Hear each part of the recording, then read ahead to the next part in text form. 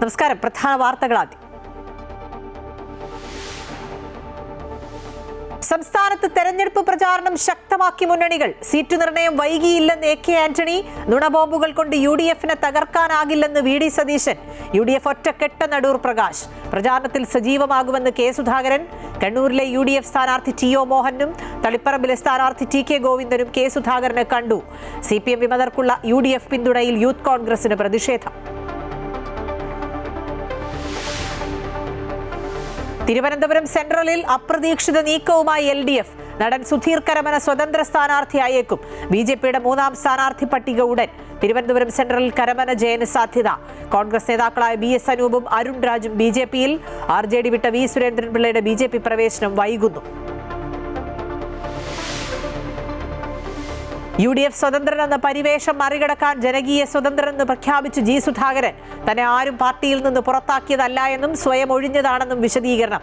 പിണറായിയുടെ 3ാം ഊഴം സഫലമാകില്ല. P പ്രസാദിനെതിരെ പ്രചാരണം നടത്തും. ജനം LDF വോട്ട് ചെയ്യില്ലെന്നും G സുധാകരൻ. പശ്ചിമേഷ്യൻ സംഘർഷങ്ങൾക്ക് പിന്നാലെ രാജ്യത്ത് പ്രീമിയം പെട്രോൾ വില കൂടി. വർധന ലിറ്ററിന് ₹2.35 വരെ. സാധാരണ പെട്രോളിന്റെ വിലയിൽ മാറ്റമില്ല. രൂപയുടെ മൂല്യത്തിൽ വൻ ഇടിവ്. ഇന്ന് ഇടിഞ്ഞത് 86 പൈസ.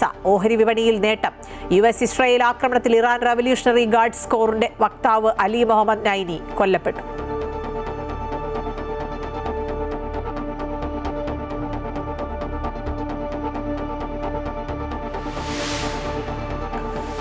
സംസ്ഥാനത്ത് ഉയർന്ന താപനില മുന്നറിയിപ്പ്. 11 ജില്ലകളിൽ ജാഗ്രതാ നിർദ്ദേശം. യെല്ലോ അലർട്ട് പ്രഖ്യാപിച്ചു. കൊല്ലം, കോട്ടയം, പാലക്കാട് ജില്ലകളിൽ 37 ഡിഗ്രി സെൽഷ്യസ് വരെ ചൂട് ഉയരുമെന്ന് മുന്നറിയിപ്പ്. ജാഗ്രതാ നിർദ്ദേശം 3 ദിവസത്തേക്ക്.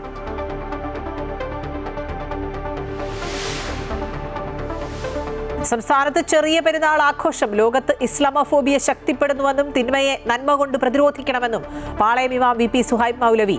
മുസ്ലിം സമൂഹം വലിയ വെല്ലുവിളി നേരിടുന്ന കാലമെന്ന് ജമാഅത്ത് ഇസ്ലാമി കേരള അമീർ മുജീബ് റഹ്മാൻ. 100-ലധികം സീറ്റുമായി UDF തിരിച്ചുവരുമെന്ന് പ്രതിപക്ഷ നേതാവ് VD സതീശൻ. സ്ഥാനാർത്ഥി നിർണയം വൈകിയില്ല എന്നും നുണബോംബുകൾ UDFനെ തകർക്കാനാവില്ല എന്നും VD സതീശൻ പറഞ്ഞു. കേരളത്തിലെ UDFന്റെ ഏറ്റവും വേഗത്തിലുള്ള സ്ഥാനാർത്ഥി പ്രഖ്യാപനമാണ് നടന്നത്. അക്ഷരാർത്ഥത്തിൽ ടീം UDF ആയി എന്നും അദ്ദേഹം പറഞ്ഞു. എല്ലാ കാലത്തും ഒരു പാർലമെന്റ് അംഗം മത്സരിക്കണോ വേണ്ടെന്ന് ദേശീയ നേതൃത്വമാണ് തീരുമാനിക്കുന്നത്. അപ്പൊ അത് ശ്രീ രാഹുൽ ഗാന്ധിയും ശ്രീ മല്ലികാർജുൻ ഖാർഗെയും ഉൾപ്പെടെയുള്ള നേതൃത്വം ആണ് ആ തീരുമാനം പറയേണ്ടത്. ഞങ്ങൾ അവരുടെ മുമ്പിൽ പറഞ്ഞു ഇങ്ങനെ ഒരു പ്രശ്നമുണ്ട്. അപ്പൊ അതൊരു തീരുമാനം എടുത്തിട്ട് പറഞ്ഞാൽ ഞങ്ങൾ ആ പറയുന്ന വന്ന സ്ഥാനാർത്ഥികളുടെ പേരിൽ ഒരു പേര് പോലും ഞങ്ങൾ തീരുമാനിച്ചിട്ടുണ്ടായിരുന്നില്ല. കാരണം അവിടെ നിന്ന് തീരുമാനം എടുക്കാതെ വേറൊരു പേര് വരുന്നത് ശരിയല്ല. ഒരു വൈകലും ഉണ്ടായില്ല. നിങ്ങൾ ഇനി വൈകിയെന്നുള്ള വാക്ക് ഉപയോഗിക്കരുത്. എവിടെ വൈകിയത്? കോൺഗ്രസ് ചരിത്രത്തിൽ ഒരു തർക്കം ഉണ്ടായിട്ടില്ല. ഒരു തർക്കവും. അതെന്തിനാണ്? അത് കോൺഗ്രസ് നേതൃത്വം തീരുമാനിക്കണ്ടേ? CC അല്ലേ തീരുമാനിക്കണത്. അവിടെ അവര് മത്സരിക്കണോ വേണ്ടെന്നുള്ളത് നിങ്ങൾ വലിയ വാർത്തയൊക്കെ ഇട്ട് നിങ്ങൾ തന്നെ വിചാരിക്കണത് ഭയങ്കര വൈകിയെന്ന്. UDF ഒറ്റക്കെട്ടെന്ന് കൺവീനർ അടൂർ പ്രകാശ്. മുന്നണി 100 സീറ്റുകളുമായി അധികാരത്തിലെത്തും. സ്ഥാനാർത്ഥിത്വത്തിൽ ചില കാലതാമസമുണ്ടായി. അത് മനഃപൂർവ്വമല്ല. ജനങ്ങളുടെ പ്രതീക്ഷയ്ക്കനുസരിച്ചുള്ള പ്രവർത്തനം ഉണ്ടാകുമെന്നും അദ്ദേഹം പറഞ്ഞു. ഈ തെരഞ്ഞെടുപ്പിൽ UDF 100 സീറ്റിലധികം നേടിയെടുത്തുകൊണ്ട് കേരളത്തിൽ അധികാരത്തിൽ വരും എന്ന കാര്യത്തിൽ ഒരു തർക്കവും ഞങ്ങളെ സംബന്ധിച്ചിടത്തോളമില്ല.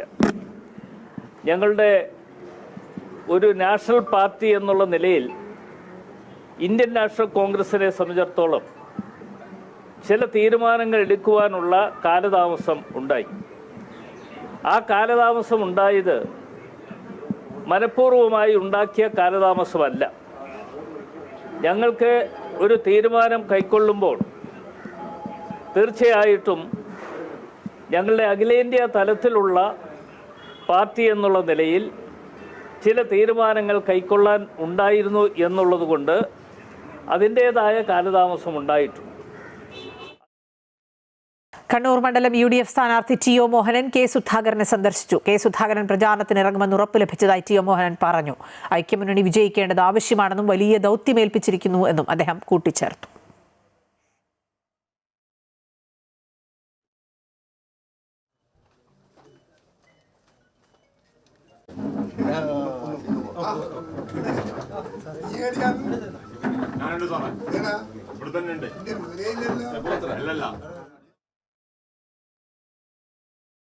CPM വിമതർക്ക് UDF പിന്തുണ നൽകിയതിനെതിരെ പ്രതിഷേധം. കോൺഗ്രസ് തീരുമാനത്തിനെതിരെ തളിപ്പറമ്പ്, പയ്യന്നൂർ മണ്ഡലങ്ങളിൽ യൂത്ത് കോൺഗ്രസ് മത്സരിക്കും. തളിപ്പറമ്പിൽ ജില്ലാ പ്രസിഡന്റ് വിജിൽ മോഹനും പയ്യന്നൂരിൽ ജില്ലാ വൈസ് പ്രസിഡന്റ് ഫർസീൻ മജീബും തിങ്കളാഴ്ച നോമിനേഷൻ നൽകും. യൂത്ത് കോൺഗ്രസ് ജില്ലാ കമ്മിറ്റിയുടേതാണ് തീരുമാനം.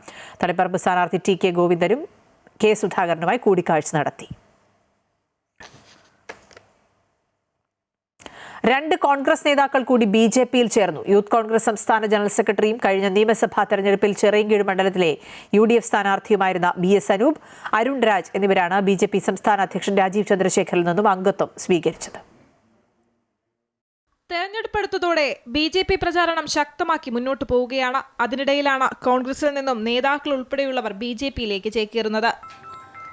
ദശാബ്ദങ്ങളായിട്ട് 40-30 വർഷമായി CPMൻ്റെയും കോൺഗ്രസിൻ്റെയും നേതൃനിരയിൽ നിന്ന് ജനകീയരായിട്ടുള്ള നേതാക്കന്മാർ BJPയിലേക്ക് എത്തുന്നത് കാലഘട്ടത്തിൻ്റെ ആവശ്യം BJP ആണ്, NDA ആണ് എന്നതിൻ്റെ തിരിച്ചറിവാണ്. കാലാകാലങ്ങളായി പാർട്ടി കാണിച്ച അനീതിയാണ് ഇത്തരത്തിലൊരു ചുവടുമാറ്റത്തിന് പ്രേരിപ്പിച്ചതെന്ന് BS അനൂപ് പറഞ്ഞു. വിസ്മയങ്ങൾ പ്രതീക്ഷിച്ചുകൊണ്ട് ഞങ്ങൾ കാത്തിരുന്ന കോൺഗ്രസിൻ്റെ സ്ഥാനാർത്ഥി പട്ടിക പുറത്തു വന്നപ്പോൾ ഞങ്ങൾ അസ്തപ്രജ്ഞരായിപ്പോയി. ജനസ്വാധീനമുള്ള മണ്ഡലങ്ങളിൽ സ്വാധീനമുള്ള യൂത്ത് കോൺഗ്രസിൻ്റെയും KSUവിൻ്റെയും നേതാക്കന്മാരെ മാറ്റി നിർത്തിക്കൊണ്ട് അജ്ഞാനുവർത്തികളെയും അടിമകളായ നേതാക്കന്മാരുടെ അടിമകളായ ചില ആളുകളെയും മാത്രം ഉൾപ്പെടുത്തിക്കൊണ്ട് കുറേ സ്ഥിരമായി മത്സരിച്ച് തോക്കുന്ന, വല്ലപ്പോഴും മാത്രം ജയിക്കുന്ന കുറേ സ്ഥിരം മുഖങ്ങളെ ഉൾപ്പെടുത്തിക്കൊണ്ട് ഒരു സ്ഥാനാർത്ഥി പട്ടികയാണ് ഇന്നലത്തേതോടുകൂടി കോൺഗ്രസിൽ നിന്നും പുറത്തു വന്നിരിക്കുന്നത്. സ്ഥിരം മുഖങ്ങളും പാർട്ടി അടിമകളും മാത്രം ഉൾപ്പെട്ട സ്ഥാനാർത്ഥി പട്ടിക അംഗീകരിക്കാനായില്ലെന്ന് പാർട്ടി വിട്ട് BJPയിൽ ചേർന്ന അരുൺ രാജ് പറഞ്ഞു. അവഗണന ഒരിക്കലും മുന്നോട്ട് കൊണ്ടുപോകാൻ സഹിച്ച് അവിടെ നിൽക്കാൻ കഴിയാത്തതുകൊണ്ടാണ് ഇത്തരത്തിലൊരു തീരുമാനത്തിൽ ഞങ്ങൾ പറയുന്നത്. ഞങ്ങളുടെയൊക്കെ ചങ്ക് പിടക്കുക, ഞങ്ങളുടെയൊക്കെ ശരീരത്തിൽ നിന്നും ഇത്രയും വർഷം 2000 തുടങ്ങിയ പോരാട്ടമാണ്. ഞങ്ങളുടെയൊക്കെ ചങ്ക് പിടഞ്ഞുകൊണ്ടാണ് ഞങ്ങൾ ഇവിടെ ഇരിക്കുന്നത്. പക്ഷേ ഇനിയും അവഗണന ഒരിക്കലും സഹിക്കാൻ കഴിയില്ല. പല നേതാക്കളും BJPയിൽ ചേരുമ്പോൾ അത് CPMന് സഹിക്കാനാകുന്നില്ലെന്ന് BJP സംസ്ഥാന അധ്യക്ഷൻ രാജീവ് ചന്ദ്രശേഖർ പരിഹസിച്ചു. രാഷ്ട്രീയക്കാരും പറയുന്നു മതിയായി കോൺഗ്രസിനും CPM-നും. അതുകൊണ്ടല്ലേ ഇത്ര ലീഡേഴ്സ് എല്ലാം BJPയിൽ NDAയിൽ വരുന്നത്. അത് കാണുമ്പോൾ, അത് കേൾക്കുമ്പോൾ സുരേഷും അനൂപ് പറഞ്ഞ പോലെ CPM-ന് അത് എന്താ സഹിക്കാൻ പറ്റുന്നില്ല. അവരെന്തെല്ലാം പറയുന്നു. അവർക്ക് എന്താ ഒരു മാനസിക ഒരു പ്രോബ്ലമായി അവർ ആ പാർട്ടി മാറുന്നു എന്നാണ് എനിക്ക് മനസ്സിലാവുന്നത്. തിരഞ്ഞെടുപ്പ് പ്രചാരണ വാഹനങ്ങളുടെ ഫ്ളാഗ് ഓഫും രാജീവ് ചന്ദ്രശേഖർ നിർവഹിച്ചു. അമൃത ന്യൂസ്, തിരുവനന്തപുരം. തെരഞ്ഞെടുപ്പിൽ സീറ്റ് ലഭിക്കാത്തതിൽ കടുത്ത അതൃപ്തിയിലാണ് പെരുമ്പാവൂരിൽ MLA എൽദോസ് കുന്നപ്പിള്ളി. വൈകാരികമായിട്ടായിരുന്നു അദ്ദേഹം കഴിഞ്ഞ ദിവസം പ്രതികരിച്ചത്. എന്നാൽ തന്റെ തുടർ നീക്കങ്ങളെക്കുറിച്ച് എൽദോസ് വ്യക്തമാക്കിയിട്ടില്ല. അതേസമയം മണ്ഡലത്തിൽ ശക്തമായ പ്രചാരണം ആരംഭിച്ചിരിക്കുകയാണ് UDF സ്ഥാനാർത്ഥി മനോജ് മൂത്തേടൻ. സ്ഥാനാർത്ഥി നിർണയത്തിന്റെ അവസാന ഘട്ടം വരെ തികഞ്ഞ ആത്മവിശ്വാസത്തിലായിരുന്നു എൽദോസ് കുന്നപ്പിള്ളി. MLA-മാർക്ക് സീറ്റ് നൽകുമ്പോൾ താനും പരിഗണിക്കപ്പെടുമെന്നായിരുന്നു എൽദോസ് കരുതിയിരുന്നത്. 2ാം ഘട്ട സ്ഥാനാർത്ഥി പട്ടിക പുറത്തിറങ്ങാൻ വൈകിയതോടെ എൽദോസിനായി അനുകൂലികൾ മണ്ഡലത്തിൽ പ്രകടനങ്ങളും നടത്തി. എന്നാൽ നറുക്കുവീണത് മനോജ് മൂത്തേടനായിരുന്നു. ഇതോടെ വൈകാരിക പ്രതികരണവുമായി എൽദോസ് രംഗത്ത് വന്നു. ഇന്ന് രാവിലെ മുതൽ സ്ഥാനാർത്ഥി മനോജ് മൂത്തേടൻ ഒട്ടും സമയം കളയാതെ പ്രചരണ രംഗത്ത് സജീവമായി കഴിഞ്ഞു. പെരുമ്പാവൂരിൽ അനുകൂലമായ സാഹചര്യമാണെന്നും എൽദോസ് കുന്നപ്പിള്ളി തന്റെ സുഹൃത്താണെന്നും അദ്ദേഹം പ്രതികരിച്ചു. എൽദോസിന്റെ നേതൃത്വത്തിലായിരിക്കും ഞങ്ങൾ ഇലക്ഷൻ പ്രവർത്തനമൊക്കെ മുന്നോട്ട് പോകുന്നത്. ഞങ്ങൾ തമ്മിൽ സഹോദര തുല്യമായിട്ടുള്ള ആത്മബന്ധമുള്ള ആളുകളാണ്. MLA എന്നുള്ള നിലയിൽ 10 വർഷക്കാലം അദ്ദേഹം പ്രവർത്തിച്ചപ്പോൾ പരിപൂർണമായി പിന്തുണ നൽകിയിട്ടുള്ള ഒരു ജനപ്രതിയാണ്. എനിക്ക് അതുപോലെ തന്നെ പരിപൂർണ്ണ പിന്തുണ നൽകിയ ഒരു MLA കൂടിയാണ്. വലിയ ആത്മവിശ്വാസമാണ്. വലിയ ഭൂരിപക്ഷത്തിൽ പെരുമ്പാവൂരിൽ UDFന് ജയിക്കാൻ കഴിയുന്ന സാഹചര്യമാണ്. എല്ലാവരും വലിയ സ്വീകാര്യതയോടുകൂടിയാണ് സ്ഥാനാർത്ഥി നോക്കിക്കാണുന്നത്. എൽദോസ് കുന്നപ്പിള്ളി സ്വതന്ത്രമായി മത്സരിക്കുമെന്ന വാർത്തകൾ പുറത്തു വന്നിരുന്നു. വിഷയത്തിൽ പ്രതികരണം നടത്താനോ മാധ്യമങ്ങളെ കാണാനോ അദ്ദേഹം തയ്യാറായിട്ടില്ല. എൽദോസിനെ തൃപ്തിപ്പെടുത്താൻ എന്താണ് കോൺഗ്രസ് മുന്നോട്ട് വയ്ക്കുന്ന വാഗ്ദാനങ്ങൾ എന്നാണ് ഇനി അറിയേണ്ടത്. അമൃത ന്യൂസ്, കൊച്ചി. കാസർഗോഡ് മഞ്ചേശ്വരത്ത് K സുരേന്ദ്രന്റെ റോഡ് ഷോ പുരോഗമിക്കുകയാണ്. അദ്ദേഹം ആളുകളെ കൂട്ടുകയാണ്. കാരണം മഞ്ചേശ്വരം BJPയെ സംബന്ധിച്ച് വളരെ പ്രധാനപ്പെട്ട ഒരു മണ്ഡലം ആയതുകൊണ്ട് തന്നെ BJP വളരെ പ്രതീക്ഷയോടെ നോക്കിക്കാണുന്ന മണ്ഡലമാണ്. മുൻ സംസ്ഥാന അധ്യക്ഷനെ തന്നെ ഇറക്കി BJP മുന്നോട്ട് പോവുകയാണ്. അനൂപ് നീലേശ്വരം വിശദാംശങ്ങൾ നൽകും. അനൂപ്, വലിയ ജനപങ്കാളിത്തം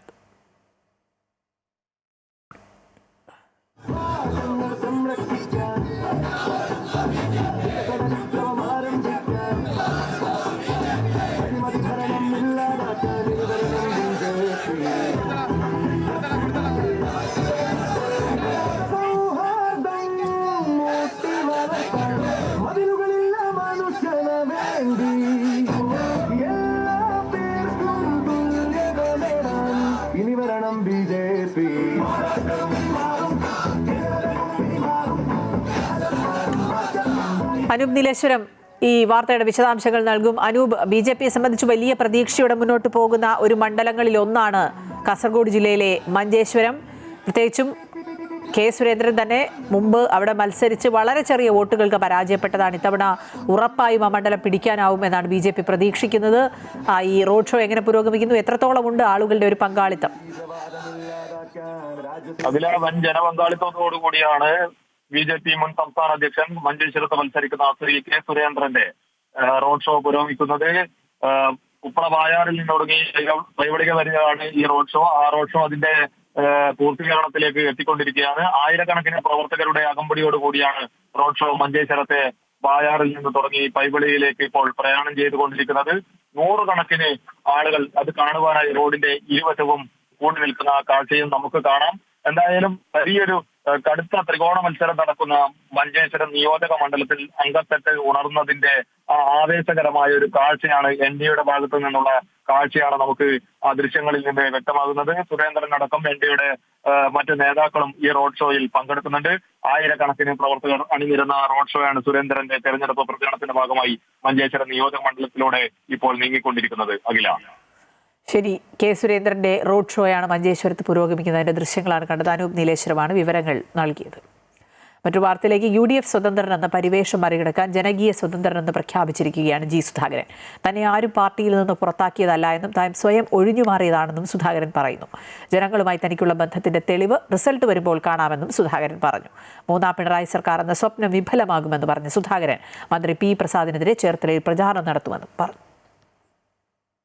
അമ്പലപ്പുഴയിൽ സ്വതന്ത്ര സ്ഥാനാർത്ഥിയായി മത്സരിക്കുന്ന G സുധാകരന് UDF പിന്തുണ പ്രഖ്യാപിച്ചതിന് പിന്നാലെയാണ് താൻ ജനകീയ സ്വതന്ത്ര സ്ഥാനാർത്ഥിയാണെന്ന് സുധാകരൻ സ്വയം പ്രഖ്യാപിച്ചത്.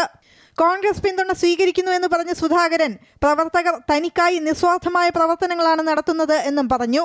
ഇന്നലെ രാത്രി കോൺഗ്രസ് പ്രാദേശിക നേതൃത്വം G സുധാകരനെ വീട്ടിലെത്തി കണ്ട് പിന്തുണ അറിയിച്ചിരുന്നു. തന്നെ പാർലമെന്ററി വ്യാമോഹത്തിന്റെ പേരിൽ ആക്ഷേപിക്കുന്നവർ തുടർച്ചയായി 6ാം തവണയാണ് മത്സരിക്കുന്നതെന്ന് AM ആരിഫിന്റെ പേരെടുത്തു പറഞ്ഞ് സുധാകരൻ വിമർശിച്ചു. 6ാമത്തെ തവണ തുടർച്ചയായി മത്സരിക്കുന്ന ആരിഫ് പാർലമെന്റ് വ്യാമോഹമില്ല. 3 തവണ അസംബ്ലി ജയിച്ചു, പാർലമെന്റ് ജയിച്ചു, 4 1 തോറ്റു. അതിപ്പോ വീണ്ടും മത്സരിക്കും. ആലുവായി പോയി മത്സരിക്കുക. മനസ്സിലായില്ലേ? CPMൽ നിന്ന് പുറത്തുപോയ തന്നെ വ്യക്തിപരമായി ആക്ഷേപിച്ച മന്ത്രി P പ്രസാദിനെതിരെ ചേർത്തലയിൽ പോയി പ്രസംഗിക്കും. പൊളിറ്റിക്കൽ ക്രിമിനലുകളുടെ വാക്കുകേട്ടാണ് പ്രസാദ് തന്നെ വിമർശിച്ചത്. P പ്രസാദിനെ തോൽപ്പിക്കാനായി പ്രവർത്തിക്കുമെന്നും സുധാകരൻ കൂട്ടിച്ചേർത്തു. അതേസമയം പിണറായി വിജയൻ വീണ്ടും മുഖ്യമന്ത്രിയാകുന്നതിൽ സന്തോഷമെന്ന് ആദ്യം പറഞ്ഞുവെങ്കിലും പിന്നാലെ വന്ന ഫേസ്ബുക്ക് പോസ്റ്റിൽ സുധാകരൻ നിലപാട് തിരുത്തിയിരുന്നു. ഇക്കുറി 3ാം ഭരണം എന്ന സ്വപ്നം വിഫലമാകുമെന്ന് സുധാകരൻ പറഞ്ഞു. സുധാകരൻ കൂടി രംഗത്തിറങ്ങിയതോടെ അമ്പലപ്പുഴ മണ്ഡലത്തിൽ ഇക്കുറി രാഷ്ട്രീയ പോരാട്ടം കനക്കുമെന്നുറപ്പ്. അമൃത ന്യൂസ്, ആലപ്പുഴ. തിരുവനന്തപുരം സെൻട്രലിൽ അപ്രതീക്ഷിത നീക്കവുമായി LDF സുധീർ കരമന സ്ഥാനാർത്ഥിയാകും എന്നാണ് സൂചന. ഇക്കാര്യത്തിൽ CPM ജനാധിപത്യ കേരള കോൺഗ്രസ് ധാരണയെത്തിയിട്ടുണ്ട്. സുധീർ കരമനയുടെ മറുപടിയും അനുകൂലമാണെന്നാണ് വിവരം. പ്രഖ്യാപനം വൈകാതെ ഉണ്ടാകും. കോൺഗ്രസ് സ്ഥാനാർത്ഥി നിർണയത്തിലെ അതൃപ്തി പരസ്യമാക്കി ജോസഫ് വാഴക്കൻ. ഏറ്റുമാനൂർ സീറ്റിൽ നിന്ന് തന്നെ ഒഴിവാക്കിയതിൽ വിഷമമുണ്ട്. തന്റെ പേര് മാത്രമാണ് ലിസ്റ്റിലുണ്ടായിരുന്നത്. പ്രചാരണത്തിനുള്ള ഒരുക്കങ്ങൾ തുടങ്ങിയിരുന്നു. അവസാന നിമിഷമാണ് തന്നെ മാറ്റിയത്. തന്നെക്കാൾ മികച്ച സ്ഥാനാർത്ഥിയാണോ ഏറ്റുമാനൂരിലേതെന്ന് പാർട്ടിയാണ് വിലയിരുത്തേണ്ടതെന്ന് വാഴക്കൻ പറഞ്ഞു. പാർട്ടി പറഞ്ഞതും എനിക്ക് തന്ന ധാരണ എനിക്ക് വേണ്ടിയിട്ട് പ്രത്യേകം പേര് പറഞ്ഞിരുന്നതാണ്. പക്ഷേ അത് ലാസ്റ്റ് വന്നപ്പോൾ അങ്ങനൊരു നമ്മുടെ സ്ഥാനാർത്ഥി രംഗത്തുനിന്ന് നമ്മളെ ഒഴിവാക്കി. അത്രയാണ് ലാസ്റ്റ് സംഭവിച്ചത്.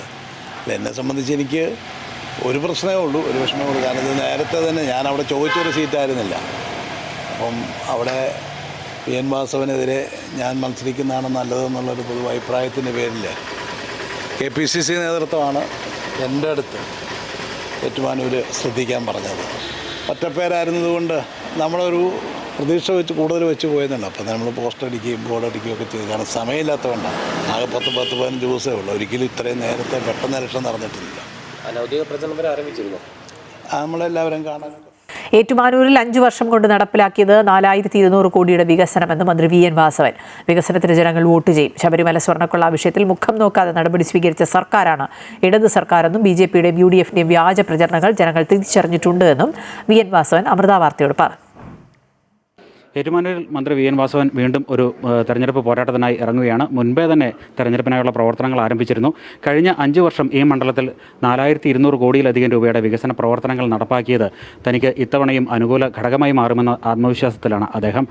ഇത്തവണ മണ്ഡലത്തിൽ എന്തൊക്കെ കാര്യങ്ങളായിരിക്കും ഉയർത്തിക്കാട്ടുക ഈ തെരഞ്ഞെടുപ്പ് വേളയിൽ? തെരഞ്ഞെടുപ്പ് സമയത്ത് സംസ്ഥാന ഗവൺമെൻറ് സമാനതകളില്ലാത്ത വികസനക്ഷേമ പ്രവർത്തനങ്ങൾ നടപ്പാക്കിയതിൻ്റെ ഗുണം ഏറ്റുമാനൂർ മണ്ഡലത്തിലെ ജനങ്ങൾക്കും അനുഭവിക്കാനും ആസ്വദിക്കാനുള്ള അവസരമുണ്ടാക്കിയിട്ടുണ്ട്.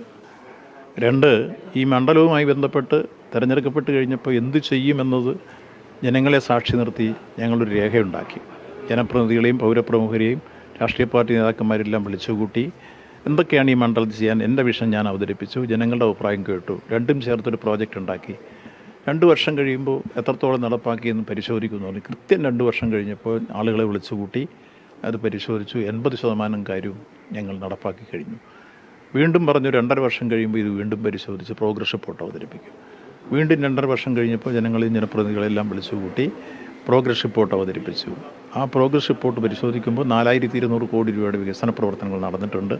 അതെന്തൊക്കെയാണെന്ന് അക്കമിട്ട് ഞങ്ങൾ ആ പ്രോഗ്രസ് റിപ്പോർട്ടിൽ വിശദീകരിച്ചത് മാത്രമല്ല, സാധാരണ ജനങ്ങൾക്ക് വീട്ടിലിരുന്ന് മനസ്സിലാക്കാൻ വേണ്ടി QR കോഡ് സ്കാൻ ചെയ്താൽ അത് മൊബൈലിൽ കിട്ടുന്ന രൂപത്തിലേക്കാക്കി മാറ്റിയിട്ടുണ്ട് എന്നുള്ളതാണ്. അപ്പം വെറുതെ ഞങ്ങൾ ബിംബ് പറയുകയല്ല, അല്ലെങ്കിൽ വാചകം പറയുകയല്ല, നടപ്പാക്കിയ കാര്യങ്ങൾ വസ്തുതാപരമായി ജനങ്ങൾക്ക് ബോധ്യപ്പെടുന്ന രൂപത്തിൽ അവർക്ക് തന്നെ അവരുടെ കയ്യിൽ എത്തിച്ചു കൊടുത്തിരിക്കുക. ഇങ്ങനൊരു നീക്കം കേരളത്തിൽ ഒരു മണ്ഡലത്തിലും നടന്നിട്ടില്ല. ഞാൻ എല്ലായിടത്തും ചോദിച്ച് പ്രോഗ്രസ് റിപ്പോർട്ട് അവതരിപ്പിച്ച MLA-മാരും ആരുമില്ല. അപ്പോൾ ഇത്തരത്തിൽ അക്കമിട്ട് നിരത്തി അടിസ്ഥാന വികസനങ്ങൾ, ജനകീയ പ്രശ്നങ്ങൾ, അതോടൊപ്പം തന്നെ ഈ പശ്ചാത്തല സൗകര്യ വികസനം, സേവനത്തിൻ്റെ തുറകളിലെ കാര്യങ്ങൾ, മെഡിക്കൽ കോളേജ് ഏതാണ്ട് 1250 കോടി രൂപയുടെ വികസന പ്രവർത്തനങ്ങളാണ് മെഡിക്കൽ കോളേജ്.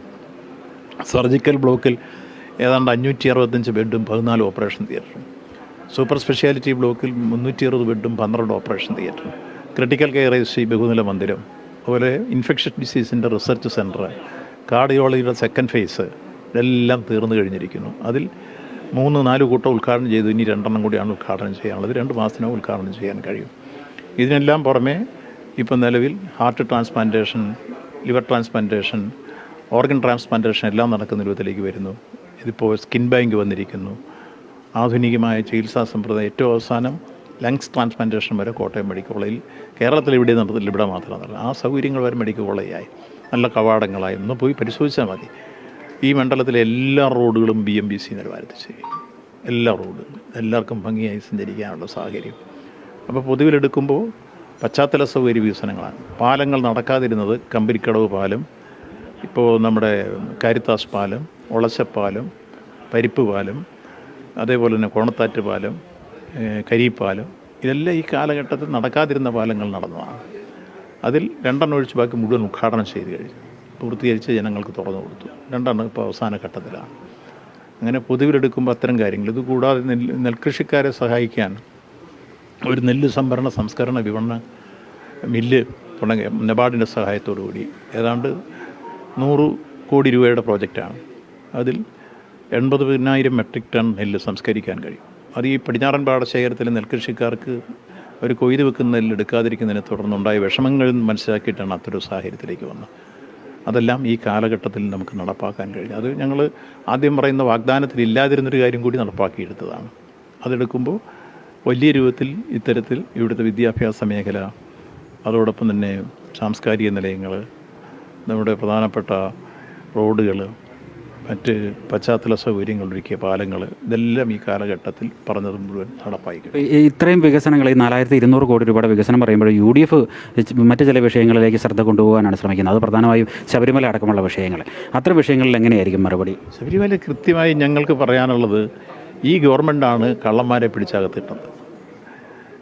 ബഹുമാനപ്പെട്ട കോടതിയുടെ മേൽനോട്ടത്തിലാണ് അന്വേഷണം നടക്കുന്നത്. ഞങ്ങളാണ് അങ്ങനെ അന്വേഷിക്കണമെന്ന് ആവശ്യപ്പെട്ടത്. ആ കാര്യത്തിൽ ഒരാളെയും കുറ്റം ചെയ്തവരെ വെറുതെ വിടില്ല. പൊന്നയ്യപ്പനും കള്ളന്മാരെ ജയിലിലും. ഈ നിലപാട് ആദ്യം സ്വീകരിച്ചത് ഗവൺമെൻറ്റാണ്. ഞാനാണ് ആദ്യം കേരള ഹൈക്കോടതിക്ക് എഴുതി കൊടുത്തത്. അതനുസരിച്ച് കേരള ഹൈക്കോടതി കൃത്യമായി മേൽനോട്ടം വഹിച്ച് നല്ല ടീമിനെ വെച്ച് അന്വേഷിച്ച് ആ കാര്യങ്ങളെല്ലാം വെളിയിൽ കൊണ്ടുവന്നിരിക്കുന്നു. അതിൽ UDFൻ്റെ നേതാക്കന്മാരുമുണ്ട്, LDFൻ്റെ ചില ആളുകളുണ്ട്. ഒരു തർക്കവുമില്ല. ഒരാളും LDF ആണോ UDF ആണോ എന്ന് നോക്കാതെ പിടിക്കണമെന്ന് പറഞ്ഞ് ഭംഗി നടന്നു. ഇനിയും അന്വേഷണമുണ്ട്. ഇപ്പോൾ വിജിലൻസിന് നടന്നുകൊണ്ടിരിക്കുന്നു. അവിടെ കൊടിമരം ചെതൽ പിടിച്ചത്, സിമെൻറ്റ് കൊടിമരം ചെതൽ പിടിച്ചു എന്ന് കണ്ടുപിടിച്ച വിദഗ്ധന്മാരുണ്ടല്ലോ, ഇനിയും വെള്ളി നീക്കി അതുൾപ്പെടെ വരാൻ പോവുക. അപ്പോൾ ഈ കാര്യത്തിലെല്ലാം ഞങ്ങളെടുത്ത നിലപാടുകൾ വളരെ സുതാര്യമായിരുന്നു, വളരെ ശരിയായ നിലപാടായിരുന്നു. അതുകൊണ്ട് തന്നെ കോടതി ഈ കാര്യത്തിൽ ആ അന്വേഷണ പൂർണ്ണ സംതൃപ്തി രേഖപ്പെടുത്തിക്കൊണ്ട് SITയെ സംബന്ധിച്ച് അഭിപ്രായം രേഖപ്പെടുത്തി മുന്നോട്ട് പോകുന്നു. അത് നല്ല രൂപത്തിൽ ജനങ്ങൾ മനസ്സിലാക്കി കഴിഞ്ഞിരിക്കുന്നു. ഈ മറ്റൊരു കാര്യം, ഇപ്പം നമുക്ക് അതിരമ്പുഴ ഡിവിഷൻ UDFൻ്റെ കയ്യിലിരുന്നത് നമുക്ക് പിടിച്ചെടുക്കാൻ ഈ കഴിഞ്ഞ തദ്ദേശ തെരഞ്ഞെടുപ്പിൽ കഴിഞ്ഞു. പക്ഷേ കുമരകം ഡിവിഷൻ നമുക്ക് കൈവിട്ട് പോവുകയും ചെയ്തു, LDFന് നഷ്ടപ്പെടുകയും ചെയ്തു. അപ്പോൾ ഈ കുമരകം പോലുള്ള മേഖലകളിൽ കൂടുതൽ ശ്രദ്ധ കേന്ദ്രീകരിക്കേണ്ടി വരുമോ ഈ തവണ? ഇല്ല, ഞങ്ങൾക്ക് ഈ കാര്യത്തിൽ കുമരകത്തുള്ള ആളുകൾ, ഞാനിപ്പോൾ മാത്രം അറിയുന്നല്ലോ കുമരകം തിരുവാർപ്പ്. ഞാൻ കോട്ടയം MLA ആയിരുന്ന ആളാണ് മുമ്പ്. അന്നേരം ഈ കുമരകം തിരുവാർപ്പ് ഞാൻ പ്രതിനിധാനം ചെയ്യുന്നു. അവിടുത്തെ ജനങ്ങൾക്ക് നന്നായി എന്നെ അറിയാം, എനിക്ക് അവരെ അറിയാം. അവരുമായി നല്ല ആത്മബന്ധം പുലർത്തി മുന്നോട്ട് പോകുന്നൊരു പൊതുപ്രവർത്തനമാണ്. പഞ്ചായത്ത് തിരഞ്ഞെടുപ്പിൻ്റെയും പാർലമെൻറ്റ് തിരഞ്ഞെടുപ്പിൻ്റെയും വോട്ടിംഗ് പാറ്റേൺ അല്ല നിയമസഭാ തിരഞ്ഞെടുപ്പിലുള്ളത്. നിയമസഭാ തിരഞ്ഞെടുപ്പിൽ പ്രത്യേകമായി രാഷ്ട്രീയമുണ്ട്, ഗവൺമെൻറ്റുണ്ട്, ഒപ്പം ചെയ്ത പ്രവർത്തനങ്ങളുടെ ഉള്ളടക്കം പരിശോധിക്കും. ആ കാര്യങ്ങളെല്ലാം എടുക്കുമ്പോൾ ഞാൻ ആ മേഖലയെ നേരത്തെ തന്നെ MLA എന്ന രൂപത്തിൽ പ്രതിനിധാനം ചെയ്തിരുന്നു. ഇപ്പോൾ 2 പ്രാവശ്യം ആ മേഖലയെ പ്രതിനിധാനം ചെയ്ത് 3ാമത്തേനാണ് വരുന്നത്.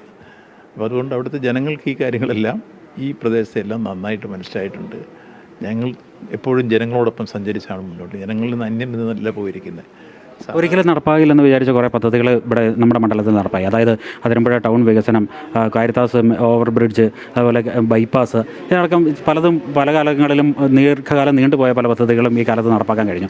ഇനിയും ഈ മണ്ഡലത്തിൽ എന്തൊക്കെയാണ് അടുത്ത ഘട്ടത്തിൽ ഇനിയും ഒരു അവസരം വരുമ്പോൾ നടപ്പാക്കാൻ ലക്ഷ്യമിടുന്നത്? ഭാവിയെ സംബന്ധിച്ചോളം ഈ മണ്ഡലത്തിലെ കൃഷിക്കാരുടെ പ്രശ്നങ്ങളിൽ പരിഹാരം കാണുന്നതിന് വേണ്ടി ഇപ്പോൾ ഒരു മില്ലിൻ്റെ കാര്യം ഞാൻ പറഞ്ഞു. ഇതുകൂടാതെ പാടശേഖരങ്ങളിൽ പുറംബണ്ട് നിർമ്മിച്ചും ഇപ്പോൾ 102 കോടി രൂപ കിഫ്ബി അനുവദിച്ചിട്ടുണ്ട്. പഴുക്കാനിലം കായലിൽ സ്വാമിനാഥൻ കമ്മീഷൻ്റെ സെക്കൻഡ് ഫേസ് എന്ന രൂപത്തിലൊരു പാക്കേജ് ഉണ്ടാക്കിയിട്ടുണ്ട്. അത് കൃഷിക്കാർക്ക് വേണ്ടിയുള്ള പ്രോജക്റ്റാണ്.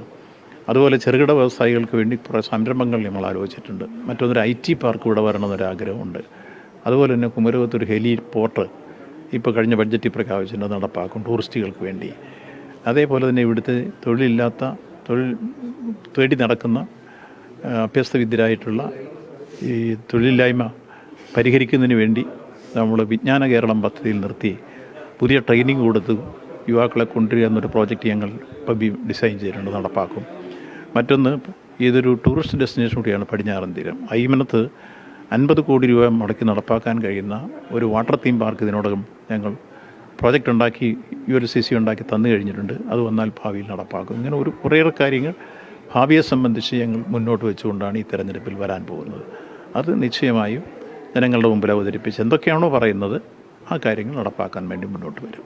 ഇപ്പം UDFന് വേണ്ടി ഇറങ്ങുന്നത് DCC പ്രസിഡന്റ് നാട്ടകം സുരേഷ്, അതേപോലെ NDAക്ക് വേണ്ടി 2020 നിന്നും ഒരു ആളും എത്തിയിരിക്കുന്നു. അപ്പോൾ മത്സരം ഇത്തവണ എങ്ങനെയായിരിക്കുമെന്നാണ്? എനിക്ക് ആ കാര്യത്തെ സംബന്ധിച്ചുള്ള ഒരു ആശങ്കയില്ല. കഴിഞ്ഞ പ്രാവശ്യത്തേക്കാൾ കുറേ കൂടി ആത്മവിശ്വാസവും കുറേ കൂടി എളുപ്പമാണ് എനിക്ക് ഇപ്പോഴത്തെ സാഹചര്യത്തിൽ തെരഞ്ഞെടുപ്പിനെ അഭിമുഖീകരിക്കാൻ. അതുകൊണ്ട് യാതൊരു പ്രശ്നവുമില്ല. ഭൂരിപക്ഷം ഉയർന്ന കാര്യം സംശയമില്ല. നമുക്ക് ഈ കാര്യത്തിൽ മുന്നോട്ട് പോകാവുന്ന എല്ലാ സാഹചര്യങ്ങളും ഉണ്ട്. അത് തികഞ്ഞ ആത്മവിശ്വാസത്തോടെ, സംതൃപ്തിയോടെ, അഭിമാനത്തോടെ ജനങ്ങളെ സമീപിച്ച് ഫീൽഡിൽ ഇറങ്ങിയപ്പോൾ കണ്ട പ്രതികരണങ്ങൾ അതാണ്. അത് നിങ്ങൾക്ക് ഈ തെരഞ്ഞെടുപ്പ് കഴിയുമ്പോൾ മനസ്സിലാവും. തീർച്ചയായും. അപ്പോൾ വികസനത്തിന് വേണ്ടി ഇത്തവണയും ഏറ്റുമാനൂരിൽ വോട്ട് ഉണ്ടാവും. വലിയ ഭൂരിപക്ഷത്തിൽ തന്നെ വീണ്ടും വിജയിച്ച് വരാൻ കഴിയും. അതേപോലെ തന്നെ ശബരിമല പോലുള്ള വിഷയങ്ങളൊന്നും ഇതിൽ ഒരു വിഷയമായില്ല. കാരണം സർക്കാർ ആ വിഷയത്തെ കൃത്യമായി തന്നെ അത് അഭിസംബോധന ചെയ്തിട്ടുണ്ട്. അതുകൊണ്ട് ജനങ്ങൾക്ക് മുന്നിൽ ഓൾറെഡി മറുപടി നൽകി കഴിഞ്ഞിട്ടുണ്ട്. അതിൻ്റെ ഒരു ആത്മവിശ്വാസവുമുണ്ട് എന്നാണ് മന്ത്രി VN വാസവൻ പറയുന്നത്. ഏറ്റുമാനൂരിൽ നിന്നും ക്യാമറമാൻ ജിത്തുകൃഷ്ണനൊപ്പം പ്രശാന്ത് ജോസഫ്, അമൃത ന്യൂസ്. മുതിർന്ന നേതാവ് AK ആന്റണിയിൽ നിന്നും അനുഗ്രഹം വാങ്ങി ചാണ്ടി ഉമ്മൻ. ഉമ്മൻചാണ്ടിയെപ്പോലെ ജനകീയനായ ചാണ്ടി ഉമ്മൻ മാറുകയാണെന്നും റെക്കോർഡ് ഭൂരിപക്ഷത്തിൽ ജയിക്കുമെന്നും ആന്റണി പറഞ്ഞു. അപ്പയും ആന്റണിയും തമ്മിലുള്ള ആത്മബന്ധം മറക്കാനാവില്ലെന്നും അപ്പയിൽ നിന്നും അനുഗ്രഹം വാങ്ങുന്നത് പോലെയാണ് ആന്റണിയിൽ നിന്നും അനുഗ്രഹം വാങ്ങുന്നതെന്നും ചാണ്ടി ഉമ്മൻ പറഞ്ഞു. ചാണ്ടിമോനാണെങ്കിൽ റെക്കോർഡ് ഭൂരിപക്ഷം, കാരണം ഞാൻ ചാണ്ടിമോൻ്റെ വളർച്ച എത്തിക്കൊണ്ടിരിക്കുകയാണ്. വളരെ വേഗം തന്നെ ഉമ്മൻചാണ്ടിയെ പോലെ ജനകീയനായ ഒരു നേതാവായി ചാണ്ടിമോൻ വളർന്നുകൊണ്ടിരിക്കുകയാണ്, ജനപ്രിയ നേതാവായിട്ട് മാറിക്കൊണ്ടിരിക്കുകയാണ്. ചാണ്ടിമോനും ഇത്തവണ റെക്കോർഡ് ഭൂരിപക്ഷം കിട്ടാൻ വിശ്വാസം ആശംസ.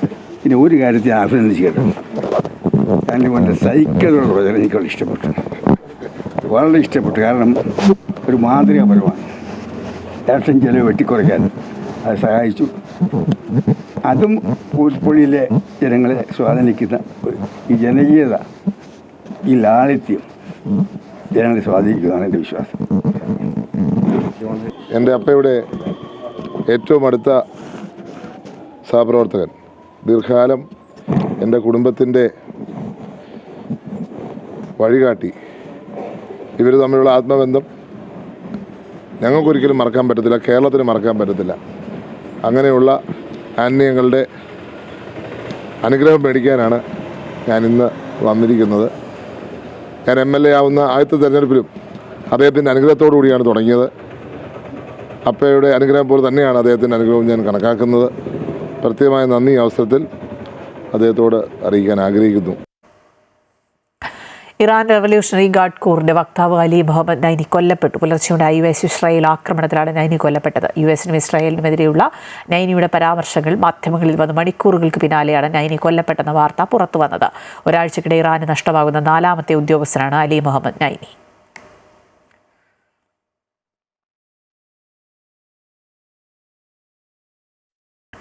പശ്ചിമേഷ്യൻ സംഘർഷങ്ങൾക്ക് പിന്നാലെ ഇന്ത്യയിലും പെട്രോൾ വില വർദ്ധിപ്പിച്ചു. പ്രീമിയം പെട്രോളിന് ₹2.35 വരെയാണ് വർധന. പുതുക്കിയ വില ഇന്നു മുതൽ പ്രാബല്യത്തിൽ വരും. BPCLന്റെ സ്പീഡ്, HPCLന്റെ പവർ പെട്രോൾ, ഇന്ത്യൻ ഓയിലിന്റെ എക്സ്പ്രസ്, XP95 എന്നീ ബ്രാൻഡ് പെട്രോളുകൾക്കാണ് വില വർദ്ധിക്കുക. പ്രീമിയം പെട്രോളിന് വില വർദ്ധിച്ചതോടെ ഉയർന്ന ശേഷിയുള്ള വാഹനങ്ങൾ ഉപയോഗിക്കുന്നവർക്ക് ഇത് അധിക ബാധ്യതയാകും. അതേസമയം സാധാരണ പെട്രോളിന് വില വർധനയില്ല. സംഘർഷത്തിന് ശേഷം രാജ്യാന്തര എണ്ണവില ബാരലിന് $100 മുകളിലെത്തിയിട്ടുണ്ട്. കഴിഞ്ഞ ദിവസത്തെ കനത്ത ഇടിവിന് ഓഹരി വിപണി തിരിച്ചുവരവിന്റെ പാതയിലേക്ക് എത്തുന്നു. ഇന്ന് ഓഹരി വിപണി നേട്ടത്തോടെയാണ് വ്യാപാരം തുടങ്ങിയത്. സെൻസെക്സ് 977 പോയിന്റ് ഉയർന്ന് 75,184 എന്ന നിലയിലും നിഫ്റ്റി 302 പോയിന്റ് ഉയർന്ന് 23,303 വ്യാപാരം തുടങ്ങിയത്. സെൻസെക്സ് ഒരു ഘട്ടത്തിൽ 800 പോയിന്റ് ഉയർന്നു. അതിനിടെ ഡോളറിനെതിരെയുള്ള രൂപയുടെ മൂല്യം വീണ്ടും ഇടിഞ്ഞു. 86 പൈസയാണ് ഇന്ന് ഇടിഞ്ഞത്.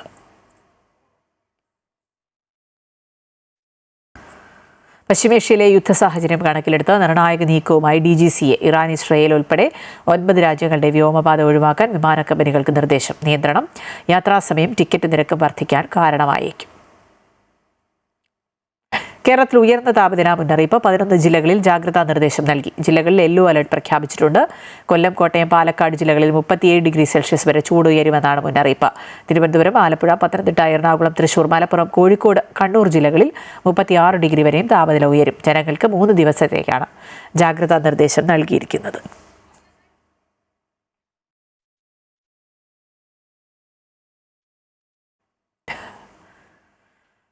വ്രതശുദ്ധിയുടെ നാളുകൾക്ക് ശേഷം ചെറിയ പെരുന്നാൾ വിപുലമായി ആഘോഷിച്ച മലബാറിലെ ഇസ്ലാം മത വിശ്വാസികൾ. കോഴിക്കോട് ബീച്ച് ഉൾപ്പെടെ വിവിധയിടങ്ങളിൽ സംഘടിപ്പിച്ച സംയുക്ത ഈദുഗാഹുകളിൽ ആയിരക്കണക്കിന് വിശ്വാസികളാണ് പങ്കെടുത്തത്. ഈദുഗാഹുകളിൽ മതപണ്ഡിതർ പെരുന്നാൾ സന്ദേശം നൽകി.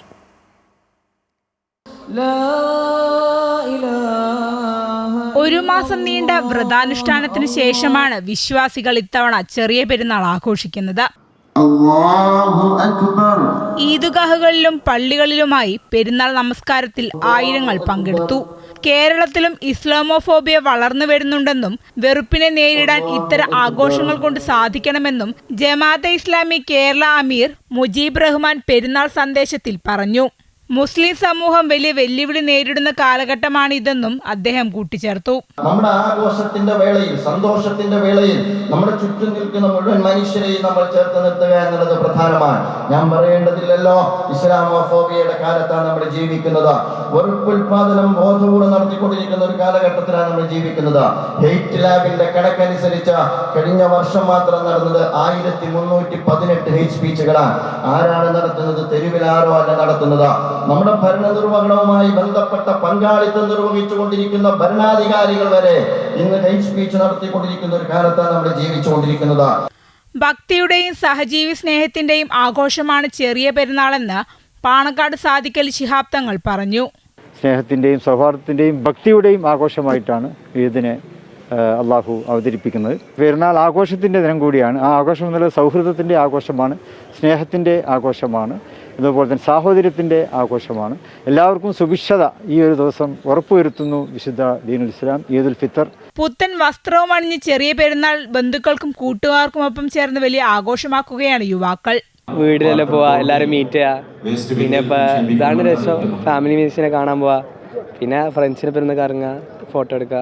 ഒരു ഹാപ്പി ആവണ മൊമെന്റ് ആണ്. ഇപ്പോൾ ബിരിയാണി ഉണ്ടാവും, മന്തി ഉണ്ടാവും, ഫ്രണ്ട്സിന്റെ ഫാമിലിന്റെ വീട്ടിലൊക്കെ പോകും. ഇത് മുബാറക്. പാണക്കാട് തങ്ങൾമാർ പാണക്കാട് ജുമാ മസ്ജിദിലും PK കുഞ്ഞാലിക്കുട്ടി കാരത്തോട് ജുമാ മസ്ജിദിലും പെരുന്നാൾ നമസ്കാരത്തിൽ പങ്കെടുത്തു. വിവിധ ബ്യൂറോകൾക്കൊപ്പം അമൃത ന്യൂസ് കോഴിക്കോട്. ലോകത്ത് ഇസ്ലാമോഫോബിയ ശക്തിപ്പെടുന്നുവെന്നും തിന്മയെ നന്മ കൊണ്ട് പ്രതിരോധിക്കണമെന്നും പാളയം ഇമാം VP സുഹൈബ് മൗലവി. ലോകം യുദ്ധമുഖത്ത് നിൽക്കുമ്പോൾ വിട്ടുവീഴ്ച ചെയ്തും സമാധാനം പുലരണമെന്നും VP സുഹൈബ് മൗലവി പറഞ്ഞു. ചന്ദ്രശേഖരൻ നായർ സ്റ്റേഡിയത്തിൽ രാവിലെ ഈദ് നമസ്കാരത്തിന് ശേഷം പെരുന്നാൾ സന്ദേശം നൽകുകയായിരുന്നു അദ്ദേഹം. മത കക്ഷി രാഷ്ട്രീയ വ്യത്യാസങ്ങളില്ലാതെ ആളുകൾക്കിടയിൽ പരസ്പരം സ്നേഹിച്ചുകൊണ്ട് മുന്നോട്ട് പോവാൻ നമുക്ക് സാധിക്കണം. ആ പരസ്പര സ്നേഹത്തിന്റെയും സൗഹൃദത്തിന്റെയും സന്ദേശം തന്നെയാണ് പെരുന്നാൾ എന്ന് പറയുന്നത്. ലോകത്ത് നിലക്കാത്ത വെടിയൊച്ചകൾ നിരന്തരമായി സൃഷ്ടിച്ചുകൊണ്ടിരിക്കുന്നു എന്നുള്ളതാണ്. ഏതായാലും സഹോദരങ്ങളെ, സമാധാനം പുലരണം എന്ന് തന്നെയാണ് ലോകം മുഴുക്കയും ആഗ്രഹിച്ചു കൊണ്ടിരിക്കുന്നത്. പരസ്പരം വിട്ടുവീഴ്ചകൾ ചെയ്തിട്ടാണെങ്കിലും ഒരു സമാധാന കരാർ രൂപപ്പെടുത്താൻ ലോകരാഷ്ട്രങ്ങൾക്ക് സാധ്യമാവട്ടെ എന്നതാണ് സഹോദരങ്ങളെ, സഹോദരിമാരെ നമ്മുടെ പ്രാർത്ഥന. എറണാകുളം കലൂർ സ്റ്റേഡിയത്തിൽ ഒരുക്കിയ ഈദ്ഗാഹിൽ പെരുന്നാൾ നമസ്കാരത്തിനായി നൂറുകണക്കിന് വിശ്വാസികളാണ് എത്തിയത്. മെറൈൻ ഡ്രൈവിലും കലൂർ സ്റ്റേഡിയത്തിലുമായാണ് പ്രധാന ഈദ്ഗാഹുകൾ ഒരുക്കിയിരുന്നത്. ഈദ്ഗാഹുകളിൽ സ്ത്രീകൾക്ക് നിസ്കരിക്കാൻ പ്രത്യേക സൗകര്യം ഒരുക്കിയിരുന്നു. ഈദ് നമസ്കാരത്തിൽ പങ്കെടുത്ത് ഖുത്തുബ ശ്രവിച്ച് ആശംസകൾ കൈമാറിയാണ് വിശ്വാസികൾ വീടുകളിലേക്ക് മടങ്ങിയത്. കലൂരിൽ നടൻ ആസിഫ് അലി ഈദ് നമസ്കാരത്തിന് എത്തിയിരുന്നു.